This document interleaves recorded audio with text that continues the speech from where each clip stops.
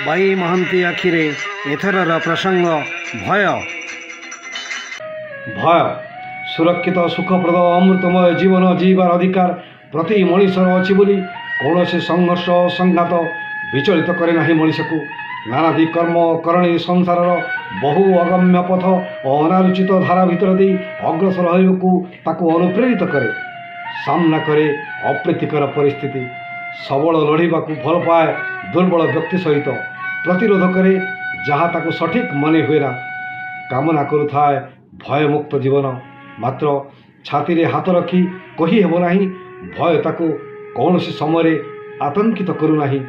कौन सी निरला मुहूर्त ता भितर प्रवेश करी ताकू विचलित करूना। काल पात्र अवस्था को अणदेखा करी संभाव्य परिणतिर चित्र मन आईना को आज विव्रत करुछि। मुक्तिर उपाय सन्धान और दूरत्व बजाय रखिबार प्रचेष्टा द्वारा बीती जाउछि समयर सिंहभाग, तथापि चारि पाखरे भरी गुलुछि भयर छाई। कौन सी विपद दुर्भावना और दुख जनित घटना को सम्मुखीन होता बेले जो आवेगपूर्ण मुहूर्तटी सृष्टि होई मन विकार उत्पन्न करे ताहा ही भय। यार जन्म निमंते सेपरी किसी बलिष्ठ कारण आवश्यकता नहीं। परिस्थिति और परिवेश अनुजाई मन उपर यार प्रभाव विस्तार करुले सुधा भावनार उद्रेक सृष्टि करे यह भय बा क्रोध।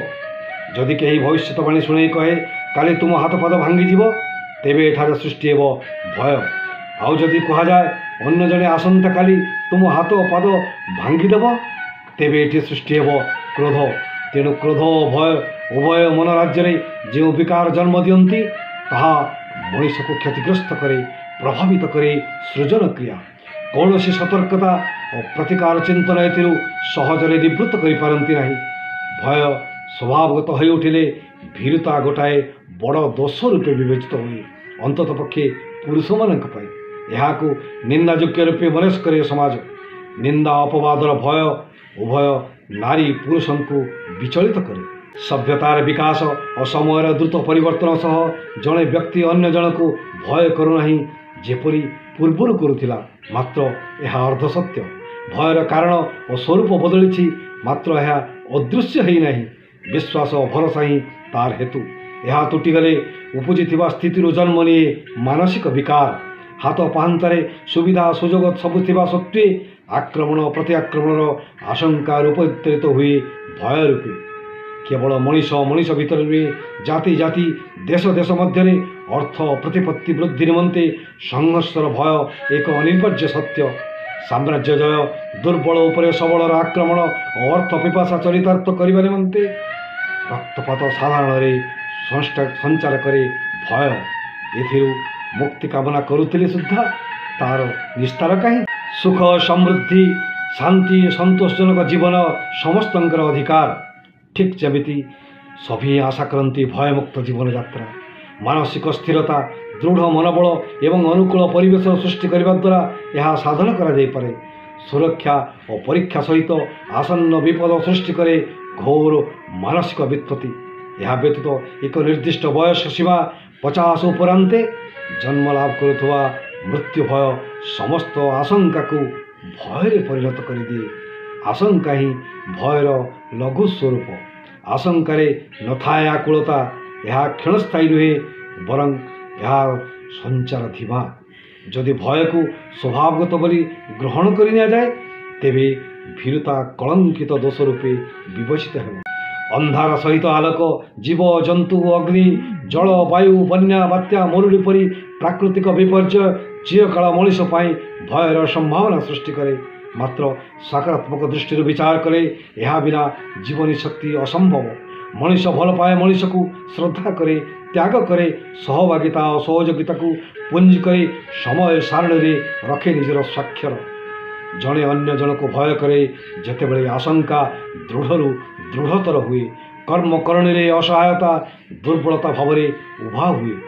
प्रतिपक्षठारु संभाव्य विपद और मानसिक आक्रमण जन्म नेउथिबा स्थिति प्रतिहत न करिबार भय विचलित करे अहरह। हराइबा नष्ट होइबा डररू मुक्ति मिलबार सहज उपाय थिरे सुद्धा व्यक्तिर आचरण और धैर्यहीनता प्रतिबंधक रूपे छिड़ा हुए। भय संक्रमित करे दुर्नीति सृष्टि करे असंगति और हीनमन्य। ମଣିଷ ତର୍କ ଓ ବିବେକ ସମ୍ମତ ପ୍ରାଣୀ ହୋଇଥିବା ଯୋଗୁଁ ଭୟ ତାର ଏ ଗୁଣଟିକୁ ଅଚିରେ ପ୍ରଭାବହୀନ କରିଦିଏ। ଶକ୍ତି ସାମର୍ଥ୍ୟ ସୃଜନୀ ଓ କଳ୍ପନା କରିବା ଶକ୍ତିକୁ ହ୍ରାସ କରିବା ଦ୍ୱାରା କୌଣସି ଗୁରୁଦାୟିତ୍ୱ ବା ଆକର୍ଷଣୀୟ କାର୍ଯ୍ୟ କରିବାକୁ ଉତ୍ସାହିତ କରିପାରେ ନା। ଆତ୍ମବିଶ୍ୱାସର ଅଭାବ ଯୋଗୁଁ ମଣିଷର ଆଶା ଆକାଂକ୍ଷା ମହତ୍ତ୍ୱ ଉଦ୍ଦେଶ୍ୟ ସମୂହ ଯଥାର୍ଥ ରୂପ ନେବା ସମ୍ଭବ ହୋଇପାରେ ନା। ସମଗ୍ର ଜୀବନ ସାମ୍ନା କରେ ଦୟନୀୟ ସ୍ଥିତି। କେହି କେହି ଗରିବୀକୁ ଭୟ କରୁଥିବା ବେଳେ କେହି କେହି ଭୟ କରନ୍ତି ସମାଲୋଚନାକୁ, ନିଜକୁ ଓ ପରିବାରର ସ୍ୱାସ୍ଥ୍ୟକୁ। ଚୋର ଭୟ କରୁଛି ପୋଲିସକୁ, ପୋଲିସ ଭୟ କରୁଛି ଚୋରକୁ, ପୁଅ ବାପକୁ ତ ବାପ ପୁଅକୁ। ଏମିତି ଆମ ଚାରିପାଖରେ ଆତଯାତ ହେଉଥିବା ଚରିତ୍ରମାନେ କୌଣସି ନା କୌଣସି ସମୟରେ ପ୍ରତିପକ୍ଷକୁ ଭୟ କରୁଛନ୍ତି।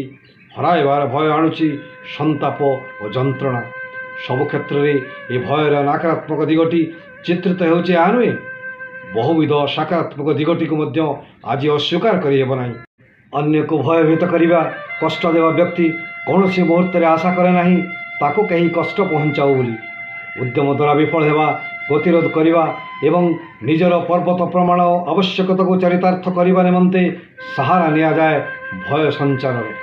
ଭୟମୁକ୍ତ ଜୀବନ ଆଶା କରୁଥିବା ସମୟରେ ଅନ୍ୟର ସୁଖ ଓ ଶାନ୍ତି ହରଣ କରିବା ଦ୍ୱାରା ସତରେ କ'ଣ ମହତ୍ କାର୍ଯ୍ୟଟିଏ ସମ୍ପାଦିତ ହୁଏ। ତେଣୁ ବାଇ ମହାନ୍ତି କହନ୍ତି, ନରମ ଗରମ ବିପଦ ଆପଦ ଅନ୍ଧାର ଆଲୁଅର ଲୁଚକାଳି କାଳ ଭିତରେ ମୃତ୍ୟୁ ଆସିବ, ହିଂସ୍ରତା ନିଜର ପରାକ୍ରମ ଦେଖାଇବ, ଅପ୍ରାପ୍ତି ରାଜତ୍ୱ ବିସ୍ତାର କରିବ ଏବଂ ମୁହୂର୍ତ୍ତରୁ ମୁହୂର୍ତ୍ତ ବଦଳି ଯାଉଥିବ ବିଧି ବ୍ୟବସ୍ଥା। ମାତ୍ର ସାମ୍ନା ନ କରି ଧୈର୍ଯ୍ୟହୀନତାର ଅର୍ଗଳିରେ ମଥା ରଖି ତମେ କ'ଣ ସୁଖ ଓ ଶାନ୍ତିର ଝୁଲାରେ ଝୁଲି ପାରିବ ବୋଲି ମନେ କରୁଛ?